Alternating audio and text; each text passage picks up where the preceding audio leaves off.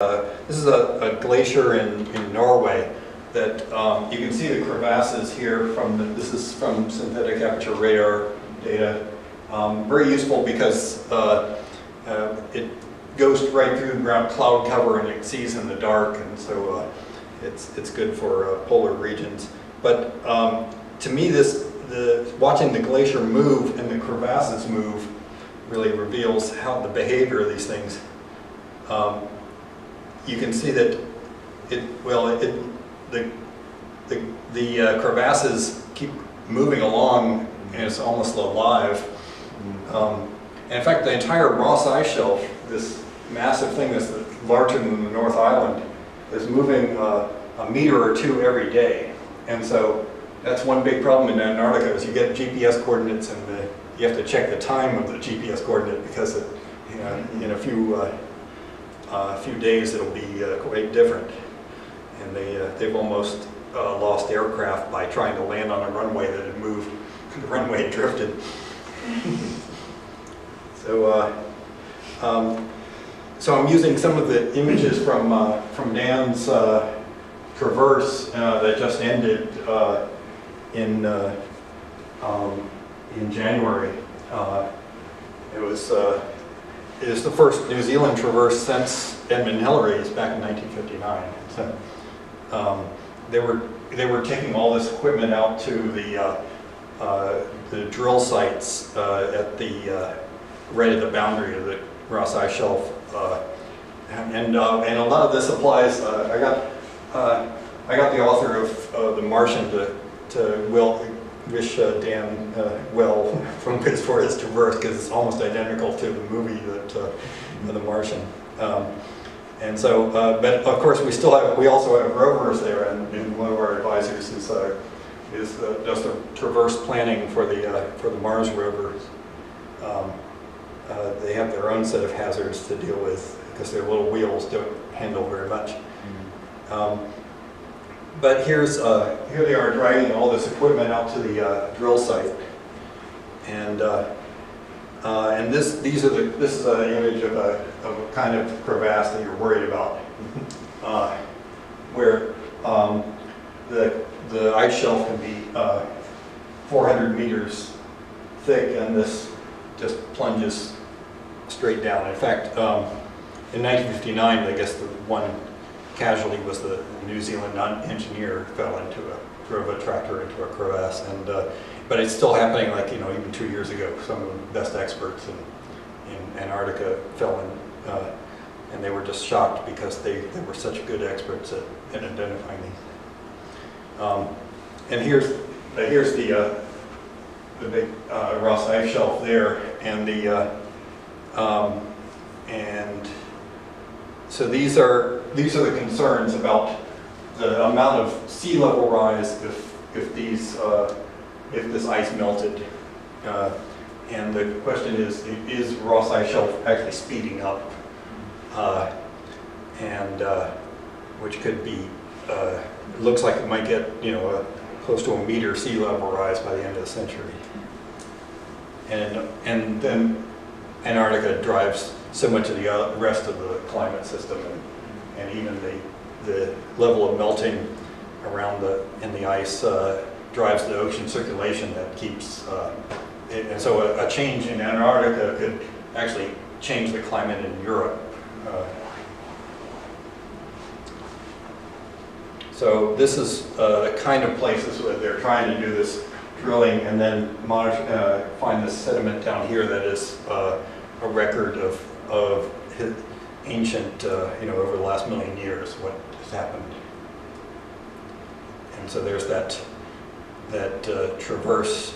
This is also where the race to the South Pole, back more than 100 years ago, occurred, is on the ice shelf there. And as you can see, once you're down there, you really don't get warnings of the crevasses.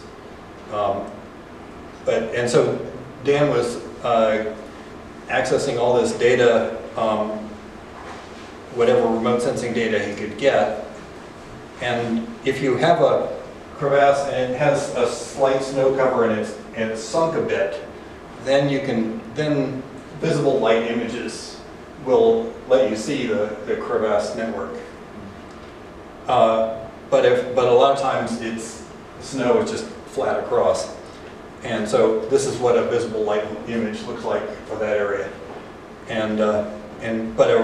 Since a radar image can detect that, and so it'll penetrate, and the radar will penetrate in below the snow. And so that's the kind of data that they're looking for. And so you can see that how they went 50 kilometers out of their way to avoid these areas, and you have to sort of drive right between and take a turn right to make sure that you're driving on a solid part between the crevasses, and then find another place to skip across another dangerous area.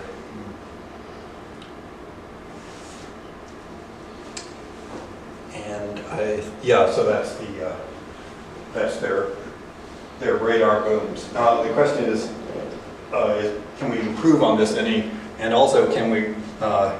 Another aspect is just, can you improve on this miserable human factors, where he's just describing watching these parallel lines for hours and hours, looking for a little hint of some danger ahead.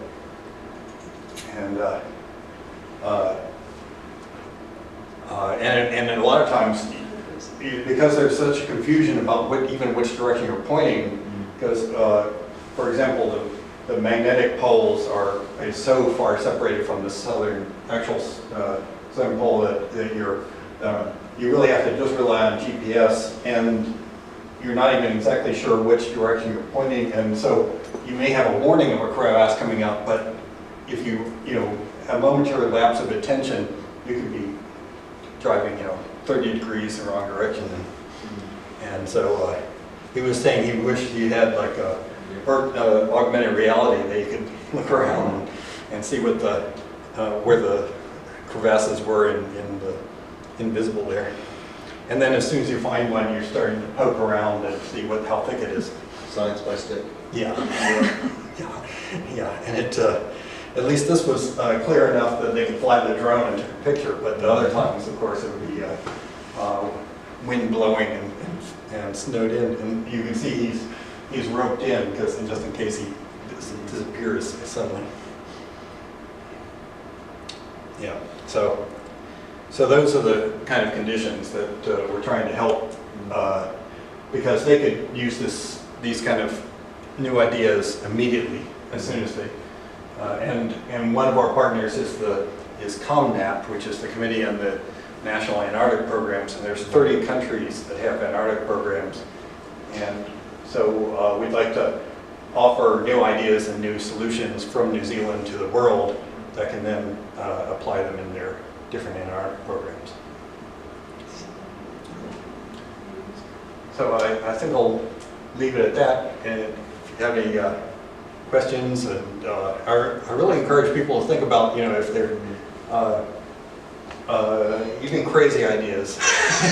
If there was actually in Wellington, we met some people from WETA, and they had some really crazy ideas, but it might be it might be good that they come in and with these things that no one has ever thought of, or I'm not sure if they would work, but to develop the idea a little bit more. The SAR data seemed pretty critical. How often is that updated? Is that the SAR data? Yeah. So there's there's the Sentinel-1 satellite from the European Space Agency that has a revisit time about every 6 days or so. Right. And but there's there actually I know that there were 2 commercial SAR satellites launched last month, and no one, as I know, has asked them about their access to the data for over Antarctica. A lot of these satellite companies are focused on their data for the populated or commercial areas, and they oh yeah, we cover Antarctica, but no one's ever asked us about that. And so and there's there's a Canadian satellite radar set, and there's a German one, and but it's sort of I think there are some new ones that are coming out. In fact, I think even the University of Auckland and AUT CubeSat is focused on being a SAR satellite too.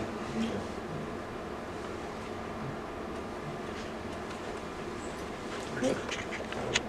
Any questions? Yeah. Just how much is the space economy worth?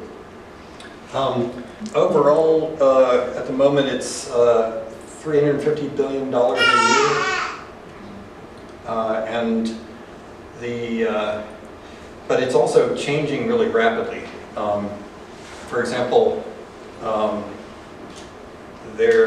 most years there were about